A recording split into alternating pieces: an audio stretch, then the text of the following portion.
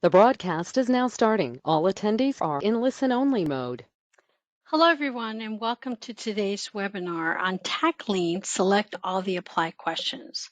I'm sure many of you are feeling a little frustrated by now with these type of questions, as they seem to be the hardest questions you will receive on the question exams. And I'm not going to lie, it is one of the hardest questions you're going to get on the NCLEX. However, it is also a very positive sign that you're answering a lot of SATA questions on your NCLEX, which means that you're able to answer questions that are high difficulty with the challenges and using good critical thinking skills. So let's get started here today. I'm going to go ahead and take off this camera so you can focus on the PowerPoint. By the way, my name is Susan Caldero. Everyone knows me as Susie. I'm one of the NCLEX instructors, and it's my pleasure to be able to help facilitate today's webinar and coaching clinic. So here we go. So tackling select all the apply questions. When you think about these type of questions, one of the key elements to being able to answer these type of questions successfully is using your 6-step strategies. You need strategies. It's extremely important for that. Actually, I'm going to put my camera back on because I want to just spend a little time here, and I don't have really a slide about this, but I want to spend a little bit of time on the 6-step strategies. All of you should have at least done the webinar that's in Learn Upon by now on the 6 steps to question success. Often when you do knowledge level questions, you think about things like answering the questions and evaluating the questions by answering the first 3 steps. What is the instruction? What's the topic and keywords? Most of you are accustomed to do that anyways. This is how you answer questions on knowledge level questions. You may not think of it in that order, but you're evaluating the question as to what it's asking.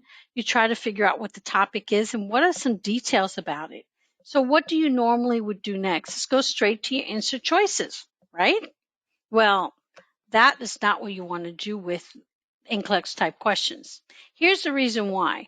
Often when you answer the question using the first 3 steps, you will go straight to the answer choices in the hopes that maybe the answers will give you a clue, will somehow jump out and slap you in the face and say, okay, this is the answer. At least we hope that's how it works, right? Sometimes it might, sometimes it won't. But it's not really a good strategy when you think about questions on NCLEX, because those questions are not based on knowledge, understanding. It's based on how you apply your knowledge. It's understanding the topic and looking for the ideal outcomes. When you look at ideal outcomes, you have to really understand and analyze the question appropriately. Having to skip the step number 4 in our 6-step strategies will cause more confusion by looking at answers without prioritizing or look at evaluating the topic first. When you get to step number 4 of our 6-step strategy, here's where you get to apply your knowledge and your critical thinking. This is where you look at the topic and say, is this an expected outcome? Is this something that should happen? This is something I would expect would happen based on the diagnosis or the medication or whatever the topic is. Or is this something that is not expected? Meaning something's wrong. It requires a little bit more attention to evaluate what the question is truly asking. So if the topic is about an assessment, it's about interpreting that assessment. What does that mean? What does this indicate? Once you've completed step 4, now you're ready to answer the questions in step 5. And this is where select all of the apply questions strategies come in real handy, because unlike the priority or other questions where you can apply nursing process or ABCs, select all the apply questions, you don't have that option. It's either you know it or you don't. One of the things that I recommend that I think would be a really good strategy here is that when you get to your answer choices, make sure that you're justifying each answer. Don't just say, I think A sounds good. A sounds like it's a right answer. I'm going to say yes. Have a reason why you think it's a yes, or have a reason why it's a no. Often if you take that moment of pause to say, wait a minute, why do I think this is a yes? it actually may cause you to think about it and say, wait a minute, but it may not fit this particular scenario situation. And this is where you can get that second check in your mind to say, is this the right answer? So today we want to go through some of the things that are part of Select All the Apply, and how are we going to look at breaking them out and using this process to be able to answer the questions. All right. So without further ado, let's get started. Okay, let me take the camera off now. All right, select all the apply questions. So with these, the most stressful type question, the RN's, in RN's opinion, right? When you're stressed about a question, how do you cope? Do you feel like this lady right here? You want to scream. You go, oh, not another SATA question, please. Do you find that sometimes the questions you were most stressed about, you end up getting right? And while the questions you thought were easy, you miss? What a paradox. Well, this exists because sometimes we get overly confident with those topics that we think we know, that we feel we're confident with. But if you don't properly vet the question, you might end up answering the question incorrectly because it's not what the question was asking, or perhaps you missed a key word. Very important. So study tips is to enjoy the tough questions when you find during your review. What do you say, Susie? Yes. If you're getting a lot of these really tough questions on the NCLEX, instead of being frustrated, be happy. Because if you recall from our other webinars, we talked about how NCLEX works. In order for you to pass NCLEX, 195, what am I thinking? 95% of your questions need to be above that minimal standard, which means that you need to be in using a lot of the critical thinking skills to be able to get those more challenging questions. So the more challenging the question, the more thought-provoking it should be. Just because it's tough is not a reason to overanalyze. That's another testing error that we commonly see, where you're trying to put information to the question that just is not there. As experienced RNs, you deal with situations all the time, and it's just logical and it just kind of natural to think that if you read a question that there are certain things that you would expect to see, because in the real world, that's how it works. However, on the NCLEX exam, if the question did not provide that information, do not consider it, because that would be considered overanalyzing. If you're analyzing it properly, you should still go with your first instinct. Typically, when you're looking at things, you want to be able to evaluate and the reason why you think this is correct. Be consistent in your question approach. All of the questions must be right to be considered correct. Sorry, guys, there is no partial credit. I wish there was, but there isn't. So even if you get 3 out of the 4 answers correct, the question will be marked as incorrect. On the NCLEX, you need to hope for difficult questions to be given to you. Easy questions will result in below that passer standard outcomes, as I previously said. SATAs are considered a good sign to get. If you're seeing a lot of them, pat yourself on the back and remain calm. So first, don't panic. Like we said, SATAs are good signs. Read the question and remind yourself that it's going to ask you to use core knowledge. Use any hints and clues to make sure you know what the question is really asking before you start looking at the answer options. In other words, use your 6 steps. What is the instruction? What's the topic? And importantly is, what's the key word? Those are clues. Those are hints. Think about what you know about the topic before delving into the answer options. In other words, think about expected outcomes. What do you know about the topic? For example, if the question was asking you, you're providing metoprolol for a client with hypertension, what signs and symptoms would you teach your client to report to the healthcare provider? Select all the apply. All right. So let's think about this question. Here's a question that's saying that you need to teach your client to report signs and symptoms. What signs and symptoms do you teach them to report? Well, your topic here is metoprolol. The key word is the patient is taking it for hypertension. So going back to the topic, you need to think about expected outcome. Basically, what do you know about Metropolaw? What does it do? How does it work? What is an expected outcome? When should there be a problem? What are side effects? What are adverse effects? You need to be thinking of all of these things when you think about the topic. All right. If you think that that Metropolaw is a beta blocker, you would be correct. How do beta blockers work? Well, we know that they work on blood pressure. Therefore, it seems like an appropriate medication for hypertension because it dilates arteries to allow for the blood flow to lower. However, an extreme lowering of the blood pressure can cause what? Hypotension, right? Now, Metropolaw doesn't only lower the blood pressure, it also lowers heart rate. It slows conduction. That's why sometimes we give beta blockers to AFib patients. So what do? Well, the problem here is that it can cause that heart rate to drop too low and create bradycardia.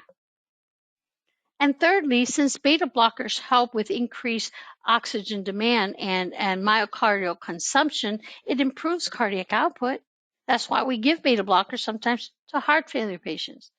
So what a potential outcome is that it can do the opposite and decrease cardiac output. Now let's put all three things together. We have a medication that has the potential of creating bradycardia, hypertension, and decreased cardiac output. Now you're ready for your answers because you've thought and analyzed the question. So what is the question really asking you? What signs and symptoms do you teach a patient to report to healthcare provider? Those signs and symptoms that would be associated with decreased cardiac output. There you go. That's what the question's asking. So now it makes it a little bit easier when you go to your answer choices of what you're looking for, because now you've analyzed and understand what the question's asking. Does that make sense? I hope so. So let's think about extra struggles with sadness. Know that you've done your best and second guessing won't be a good thing in most cases. When you first read the question, try to imagine what you already know about the main topic, like we just explained with the beta blocker. If you feel it helps, try writing down what you know, calm, cool, and control. Then start looking at the answer options and asking, is it true or false? Here's another strategy for the SATA questions. This is important. After applying the 6 steps, you've gone through step number 4, just as we did in the example of our beta blocker. And now we're ready to look at our answer choices. Now we want to make sure that each answer we can justify. Can we justify the answer? So if answer A to the scenario that I gave you says dizziness upon standing, that's a symptom. Do we teach our clients to report that particular symptom to the healthcare provider? Dizziness upon standing. Let's go back to our scenario in step number 4. We determined that an outcome with Metropolaw is bradycardia, which can cause orthostatic hypertension. And isn't that a sign of orthostatic hypertension is dizziness upon standing? Yes, that kind of makes sense. I can justify that answer and say that is a correct answer to this question because it makes sense and I can justify it based on my hypothesis. All right? Now, SATA tips, read each question option and answer one by one. So we did the first one, we justified, we said yes to that answer. Let's go, rather than trying to talk ourselves into it, we just want to make sure we're validating that our answer is correct. And then now we're going to go to the next answer choice. It could be one answer, it could be all. Select all that applies. If only one applies, then that's the answer. Don't change your answer. Go with what you know. Go with your instincts. Submit the question without going over it again. In other words, the more you think about it, sometimes you can actually talk yourself out of the correct answer. If you feel confident that you're logical and that you've answered the question with a good rationalization, then you're good to go. All right. So now that we've understand a couple of the tips in answering SATA, which is select all the apply questions, we're going to add our 6 steps to question success. Step 1, instruction. 2, topic. 3, keyword. 4, knowledge and critical thinking skills. And then 5 is when we finally get to go to our answer choices and look at which are the answers, using one at a time, justify your answers. And then finally, step number 6, you want to go back and reread the question and say, does this question fit the answer? So are you ready? So here's our first question. It says, a nurse is instructing a client with depression on the administration of imipramine. The nurse documents the client understands the instructions based on which of the following statements. Select all that apply. And here are some of the answer choices. Number 1, the medication is best to take at bedtime. 2, if I miss a dose, I will take it as soon as I can unless it's time for the next dose. 3, the effects may not be present until I've taken it for about 2 to 3 weeks. 4, I need to avoid alcohol while taking the medicine. 5, I need to change my daily exercise routine to once weekly. All right, so think about this question again, and let's break it down using our 6 steps. So first of all, we need to look at what is this question asking. The question is asking the following statements. It's asking the nurse documents the client's understanding. Understanding of what? What is our topic here? Okay. What do we know about imipramine? How would we reword this? So think about what the instruction, which is our instruction step 1, our topic being imipramine, which is our topic. And we know that this patient, it's an antidepressant. Why? Because our key word is depression. So even if you didn't know what imipramine was, if you identify the key word that the patient is taking a depression, it is logical to make the understanding that it's an antidepressant. So that makes it a little bit easier to understand what you're looking for. So how would we reword this? The nurse documents the client's understanding on how to take an antidepressant. So that's truly what the question is asking, right? So let's look at this question again. Now that we've had time to kind of analyze it, let's see if we can come up with the right answers. Let's do this one together. Remember I said you want to take one answer at a time and justify it. So let's look at number 1. The medication is best taken at bedtime. Well, is that an accurate statement? Is that a yes or no? What do we know about antidepressants? Is that a problem? Do they cause sedation? Is that something that we would be concerned about? Yes. When you think about antidepressants, one of the side effects of antidepressants is also sleepiness. It can cause drowsiness. So it would make sense that the medication is best taken at bedtime, right? So we're going to say yes to that answer.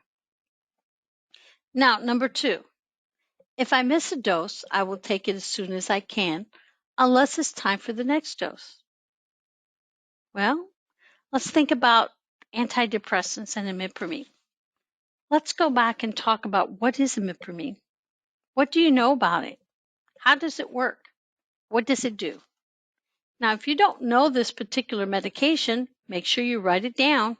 And after the webinar, you're going to add this to your pharmacy list and then look it up. Check your pharmacy Made Insanely Easy and look up your resources because you need to understand a little bit about the effects of the medications. So antidepressant imipramine is also a tricyclic antidepressant. And as with most of these antidepressants, they work on blood levels. Blood levels meaning that you want to maintain a normal or a therapeutic dose of the medication in the bloodstream. So it would be important that the patient doesn't miss any doses. Now, if they do miss a dose, we want them to take it unless it's close to the next dose. So the answer to this one would be yes. Makes sense, right? Now, because we know how antidepressants works, we know that there is a potential for this to take a while to build up in the bloodstream. So think about how that affects the patient and how long it would take before we see therapeutic effectiveness of the medication. So yes, it is possible that it can take 2 to 3 weeks before the medication begins to work. So that's a yes. I need to avoid alcohol while taking the medicine. I think this one is pretty straightforward. I think most of us can agree that alcohol really is not good with any medication. So that is a yes. Do I need to change my daily exercise routine to once weekly? Well, remember the question is saying instruction is what's the following statement regarding imipramine and antidepressants? Do antidepressants affect how we exercise? Is that something that's dependent on that? So actually, changing expectation and, is not something that's going to affect the medication. So that would be a no. Okay. So how are you doing? Did you all get that one right? Or did you miss some of it? All right, we'll get a chance to try another one. Let's try this one. This one says, the LPN feeds a client diagnosed with left-sided CVA with dysphagia.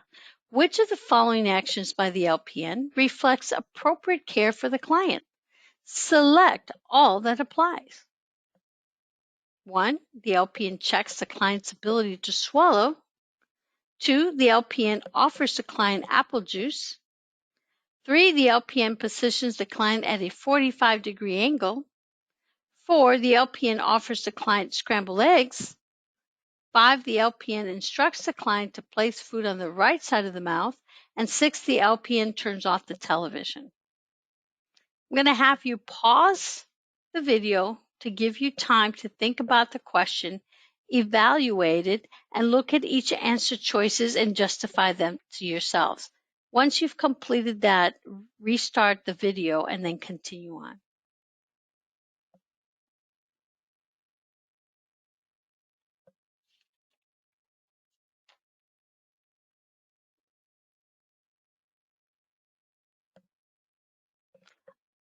Okay, so hopefully you're back after taking the time to read this question and evaluate it.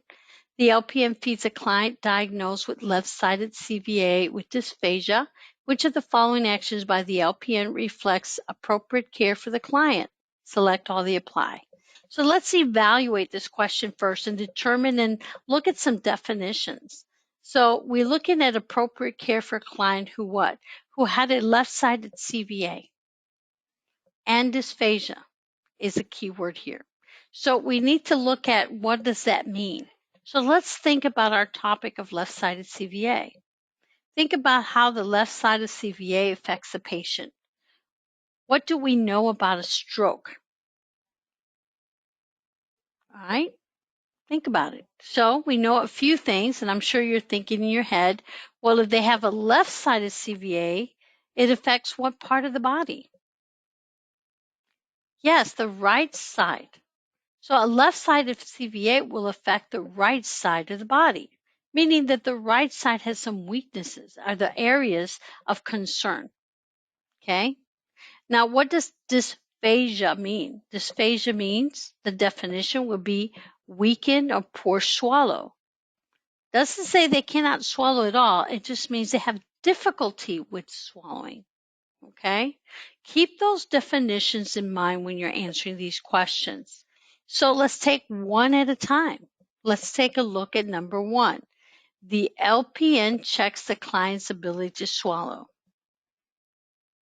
Well, it's the LPN that has been assigned to feed the patient in this scenario. So even though the initial assessment we all know belongs to the registered nurse, the LPN is getting ready to complete a task. And it is the responsibility of the LPN to effectively determine if she can or he can complete the task appropriately. So there does require a sense of assessment. So don't let this word throw you off that the LPN checks the ability to swallow, because it is part of the task that the nurse is completing to feed the patient. If the patient does show symptoms of problems with swallowing, coughing, for example, then the LPN needs to stop and get the registered nurse to come and do a proper, complete assessment and do a plan of care.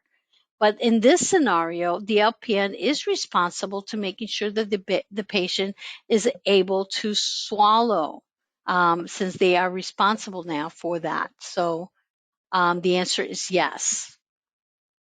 Okay. Number 2 says the LPN offers the client apple juice. Okay. I can't see your answers because this is a recorded webinar, but I can imagine what some of your answers are going to be.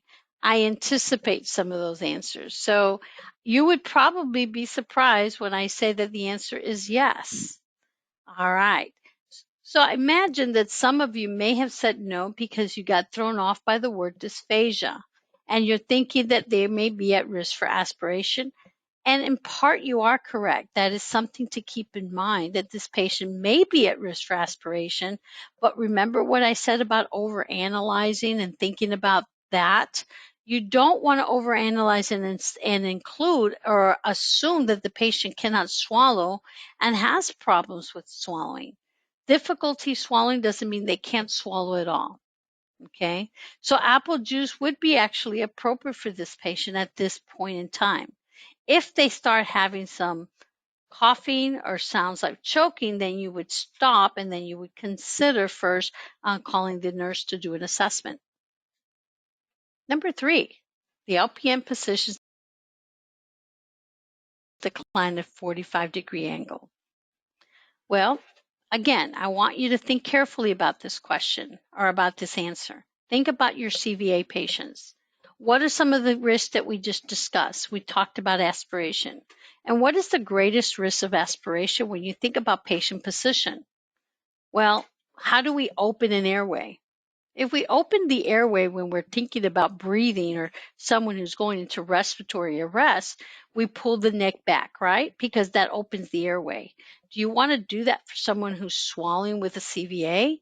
Because we want to avoid them to having that go down the airway. So we want to block the airway. So the best thing is to make sure that the chin and the head is moving forward. And when we have it moving forward, we close the airway to allow optimization for the food to go down the esophagus, right? So do you think that 45-degree angle is sufficient? Well, the answer here is not. We want that patient to be up higher, okay? Because we want to make sure that they are not going to be at risk for aspiration. How about number 4? The LPN offers the client scrambled eggs. Why scrambled eggs? Go back to your topic. Someone with some difficulty swallowing would probably need something what?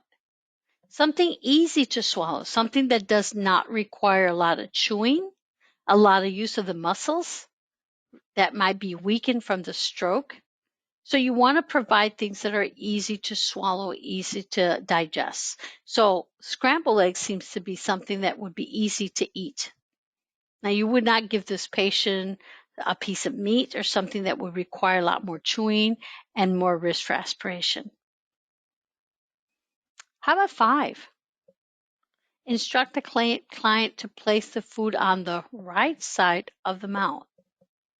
Well, we determined when we read the question that a left-sided CVA would affect the right side. So do you want to put the food on the weaker side or the stronger side? Yes, you want to put it on the stronger side. So you would avoid the right side of the mouth and put it on the left. And finally, the last one, turns off the television. What is the reason for that particular answer? Well, if we stayed with our assumption, our hypothesis that we want to avoid aspiration, we want the patient to be able to concentrate and focus on their eating. So turning off distractions would be a good thing to do here, because we don't want them thinking about other things than eating and concentrating on their muscles and their ability to swallow. All right, how did you do? Did you do good? Are you disappointed? It's okay. We got more questions to practice. Believe you me, the more you practice, the better you're going to get. So here's another question for you. The nurse is assessing a client recently diagnosed with Graves' disease. Which of the following symptoms would the nurse expect to assess in the client? Select all that applies. All right. So go ahead and pause the video and take the time to read the question, add your 6 steps, analyze each answer carefully, and then resume the video.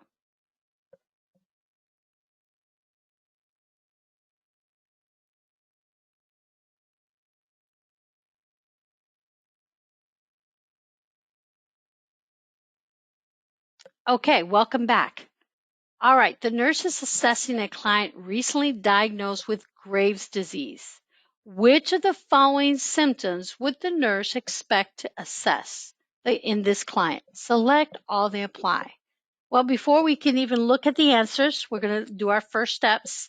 Is what is the nurse going to expect to assess in what? A patient with Graves' disease. That's our topic. So, can you define Graves' disease?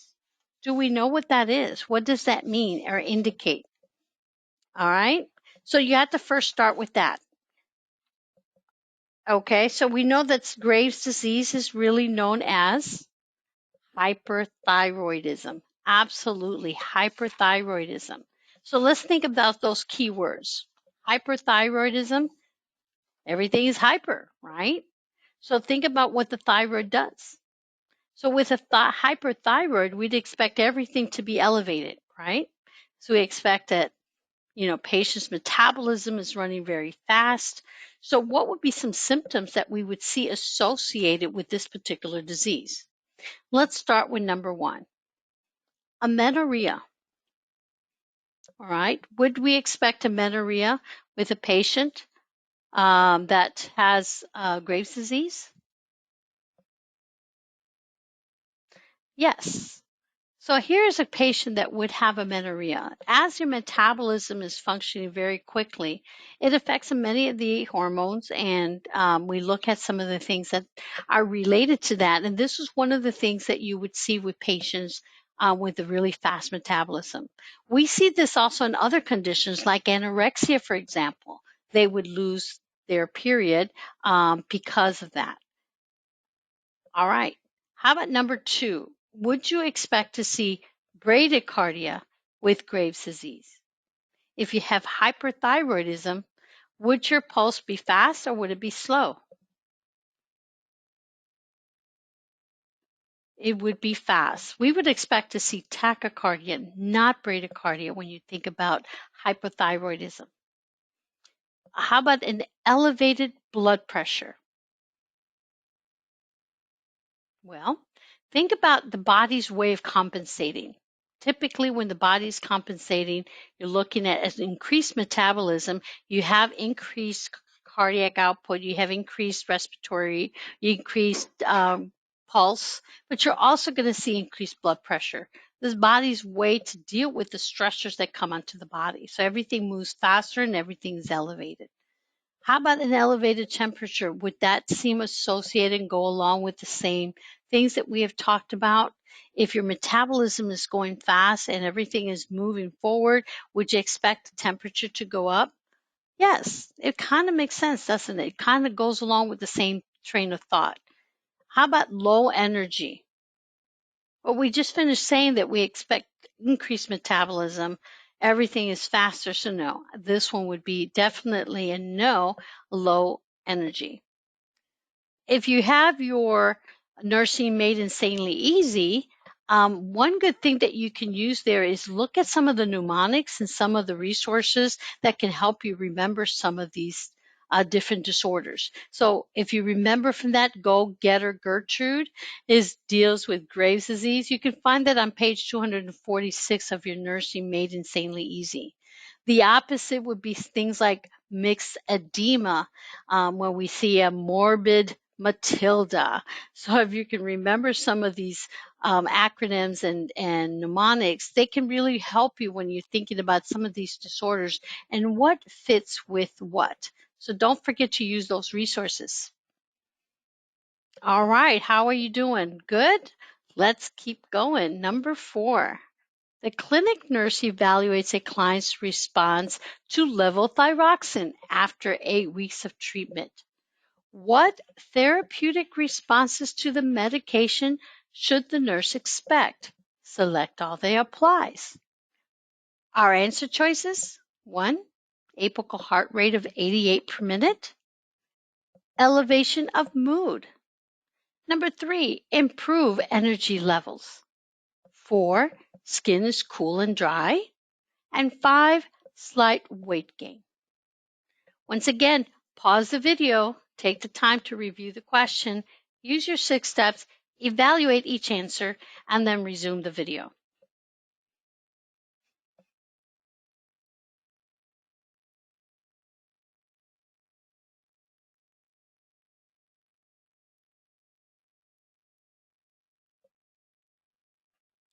Okay, I hope you had the time to review the question and think about it. Let's look at this question again. The clinic nurse evaluates a client's response to levothyroxine after 8 weeks of treatment. What therapeutic responses to the medication should the nurse expect? Select all the apply. Like always, we want to look at what our instruction is, what is our topic, and what are some of the following improvements to deal with hypothyroidism. Absolutely. Because when we think about the medication and what is therapeutic, we know that levothyroxine is often used for hypothyroidism, which is opposite of what we just learned with Graves' disease. So before you can understand what are some therapeutic responses, let's first define what is hypothyroidism. What are some of the things that we would see in some expected outcome with this medication? So you think about hypothyroidism, unlike the Graves' disease, everything is low. Everything is low and slow. That's what means hypo. So looking at that, if you're on therapeutic levels of levothyroxine, you would expect the opposite, or at least that the hypothyroidism symptoms would have improved. So let's take a look at number 1. Remember, we're looking at therapeutic responses. 1, apical heart rate of 88 per minute. Is that a yes or no? Well, if the medicine is working and has improved the condition of hypothyroidism, which we expect to see is bradycardia, correct? But it's working better. It's fixing things. So will we see a normal heart rate with levothyroxine at therapeutic? The answer is yes. Makes sense, right? How about elevation of mood? If the expectation with hypothyroidism is that they're having a depressed mood, then the medication working should do the opposite. So elevating of the mood would be a yes. Would you see improved energy levels with therapeutic responses to the medication? Absolutely. Would you expect to see skin is cool and dry? No. That would not be consistent with the medication and having a therapeutic response to that. And finally, slight weight gain.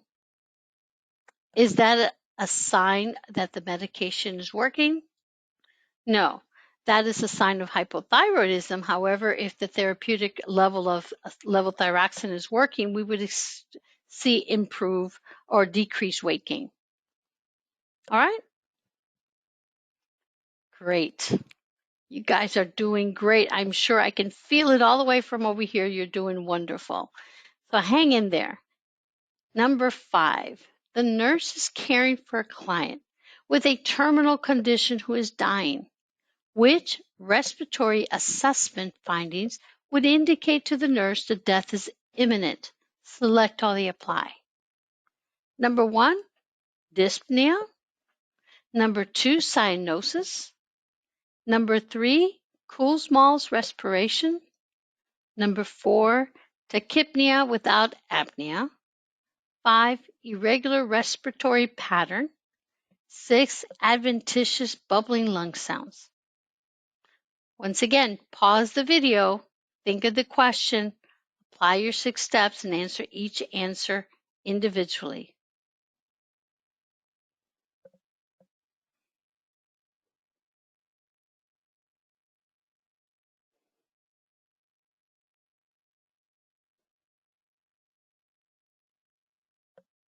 Okay, we're back.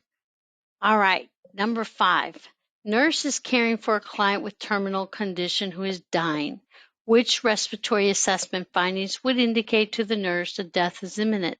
Select all that applies.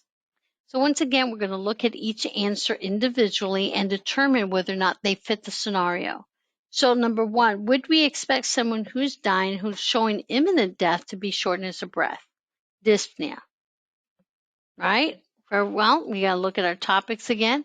And the answer would be yes. That's kind of, I think, a very easy answer to expect. All right. How about cyanosis? Now remember, cyanosis means less oxygen, so it's definitely a sign of imminent death if there's no oxygen reaching the tissues. Yes. Kussmaul's respiration. What is Kussmaul respiration? To be able to answer this question, we need to start thinking about some of the terminologies that we see here. Well, Kussmaul is, when you get rapid, deep breath, it's typically a symptom of not of death, but something we refer to as DKA. Yes, diabetic ketoacidosis is something more associated with Kussmaul's respiration. It's an attempt to get rid of all the hydrogen ion acidity that builds up with the deep diabetic ketoacidosis, but it's not related to imminent death. So this would be a no. Now, tachypnea without apnea. So this is a fast respiratory rate without stopping breathing. Well, there's many disorders that can cause increased respiratory rate, right? I mean, running, fever, being frightened by something. I mean, there's many things that can cause somebody to breathe faster without having to stop breathing. So definitely is not a sign of imminent death. Now we have irregular respiratory patterns. This is often known as chain stoking.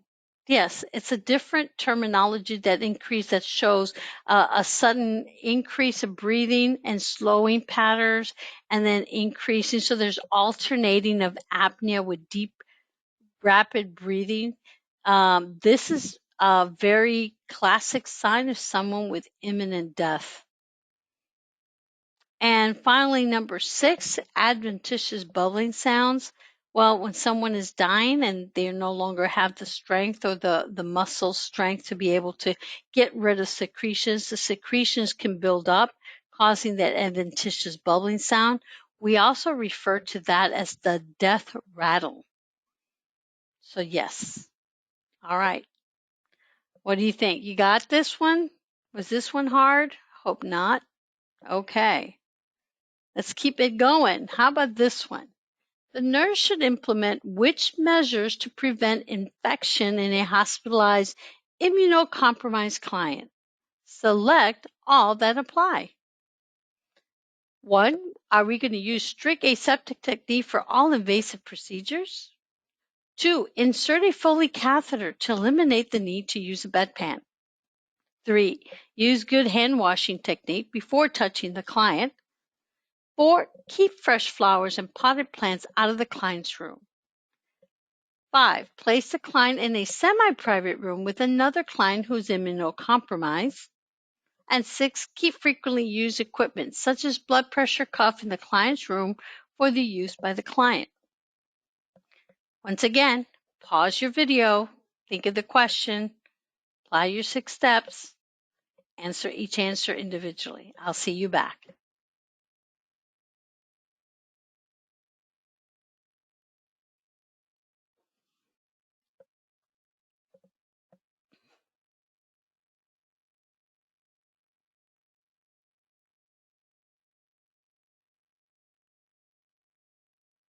All right. Question number 6 says the nurse should implement which measures to prevent infection in a hospital immunized client? Now, when you think about hospital immunized client, that is looking at that. So the instruction is what measures to prevent infection, and the topic is immunocompromised client. So when you think of that, these patients, they're a high risk for what? These are patients who are immunocompromised or are high risk for infections. So the goal of this question is to find answers that would prevent or diminish the ability to create infection in this patient. So number one, is this something that use strict aseptic technique for all procedures? Do we want to protect the patient from getting infection from procedures that may be performed?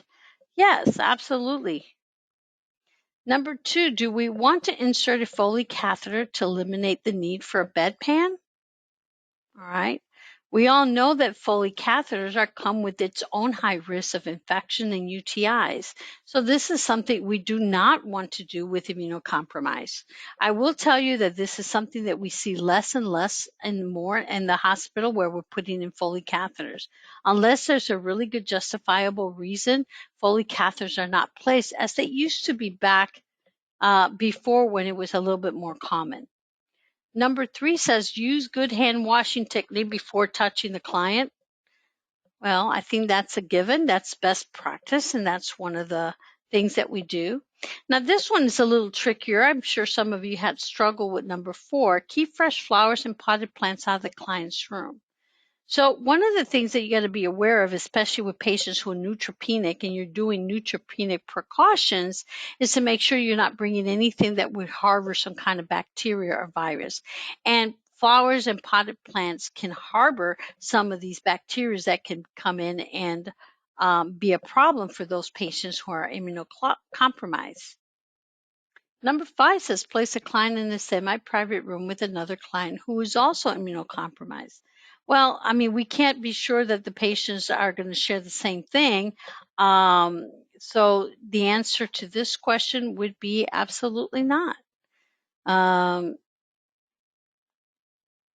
One client placed in a private room. Now, 6 says keep frequently used equipment such as blood pressure cuff in the client's room for the use by the client. Absolutely, we don't want to cross-contaminate by using and taking the blood pressure cuff out or anything else that other equipment use and transferring and bringing in infection. So all these are the answers there. So answers is 1, 3, 4, and 6. All right. We're almost at the end, you guys. I hope you're doing well with these SATA questions, and I hope you're learning something. So here we go with question number 7. The nurse is assessing a pregnant client with a diagnosis of abrupto placenta. Which manifestation of this condition should the nurse expect to note? Select all that applies. Answers: 1 is uterine irritability. 2 is uterine tenderness. 3, bright red vaginal bleeding. 4, abdominal and low back pain. 5, strong and frequent contractions. And 6, non-reassuring fetal heart rate patterns. Once again, pause the video, use your 6 steps, and look at each answer individually. I'll see you back.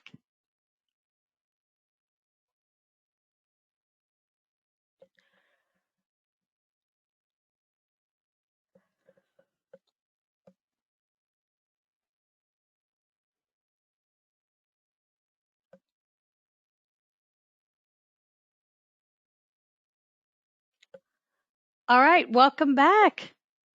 Question number 7 says the nurse is assessing a pregnant client with a diagnosis of abrupto placenta.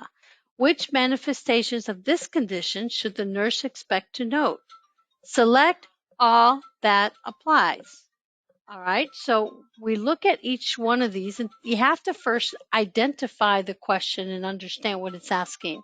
So what are some of the manifestations and condition that the nurse is concerned about when it comes to the diagnosis of abrupto placenta? So we first have to understand what abrupto placenta is.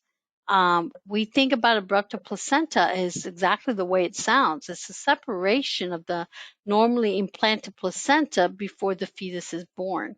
So it occurs when there is bleeding and formation on a hematoma on the maternal side of the placenta. So what would be some manifestations? Let's think about it. Some things are just kind of logical. So, for example, would you expect uterine irritability? It sounds like they would be very irritable. Would you expect uterine tenderness? Absolutely. Would you expect bright red vaginal bleeding? Let's think about that one. Remember, it's the placenta high up in the uterus. So would that be bright red or dark red? In this case, it's not bright red vaginal bleeding. This is something you would see with placenta previa, perhaps, but not placenta abrupta. That would be more manifested by dark red blood with clots. Would you expect maybe abdominal and low back pain? As mothers often will feel the pains in the lower back of contractions, it would seem that abdominal low back pain would be consistent with this phenomenon. Think about strong and frequent contraction. Would you expect that as you would with somebody who's in labor to be strong and frequent? Or would it be infrequent? And would they be strong? So the answer here is no. This is a person that may not have, it could be painless. It could be pain, but in contractions, but it would not necessarily be frequent. And then non-reassuring fetal heart rate patterns. Do you think that this phenomena would cause changes in the fetal heart rate? Would it affect the fetus if the placenta is separated from the wall of the uterus? Absolutely. So we would definitely see non-reassuring fetal heart rate patterns. That's something that we would consider carefully. All right. Well, that brings us to the end